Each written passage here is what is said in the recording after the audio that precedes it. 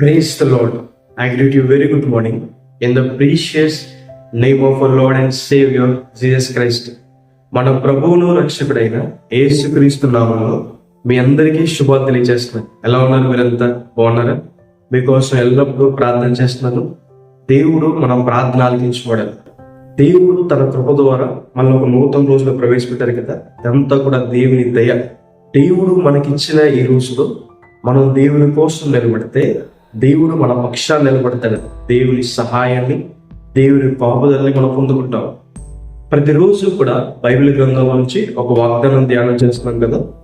ఈ రోజు కూడా ఒక వాగ్దానం ధ్యానం చేద్దాం. చూడండి, బైబిల్ చూడండి, వారంతా ఓపెన్ చేయండి. కీర్తనల గ్రంథం 11వ అధ్యాయం 7వ వచనం. యథార్థవంతులు ఆయన ముఖ దర్శనము చేసేదరు. హల్లెలూయా. యథార్థవంతులు అంటే ఎవరంటే దేవుని దగ్గర తన పాపాల నిమిత్తం క్షమాపణ పొందినవారు. దేవునికి ఇష్టం లేనిది వారి జీవితంలో ఏది కూడా లేకుండా సరిచేసుకునేవారు.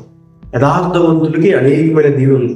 యథార్థవంతులు ప్రార్థన దేవుడు ఆలకిస్తాడని, యథార్థవంతులు కుటుంబం దీవించబడుతుందని, యథార్థవంతులకి దేవుడు మేలు చేయకుండా ఉండలేడని ఇక్కడ మనం చూసినట్టయితే యథార్థవంతులు దేవుని ముఖ దర్శనం చూస్తారని. దేవుణ్ణి సంపూర్ణ మహిమతో ఎవరో కూడా చూడలేరు. అయితే దేవుడు కొంతమందికి తన దర్శనం ఇచ్చారని.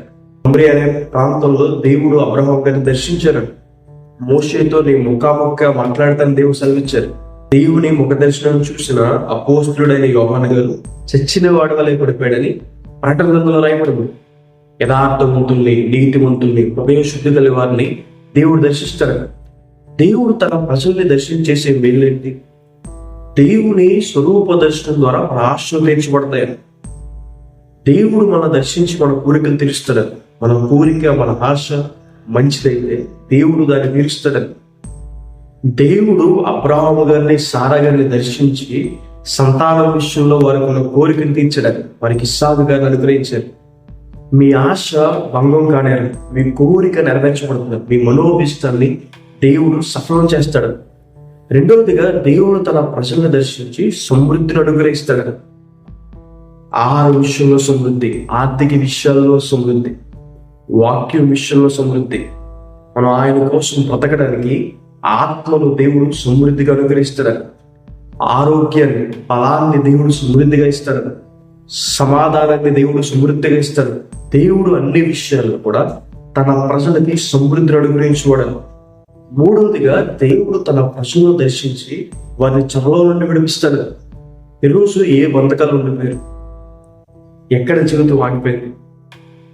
మీరు పరిశుద్ధంగా జీవిస్తే, దేవుని దగ్గర మీరు యథార్థంగా పెరిగితే దేవుడు మిమ్మల్ని దర్శించి వాటిలో నుండి దేవుడు బయటికి తీసుకొస్తాడు.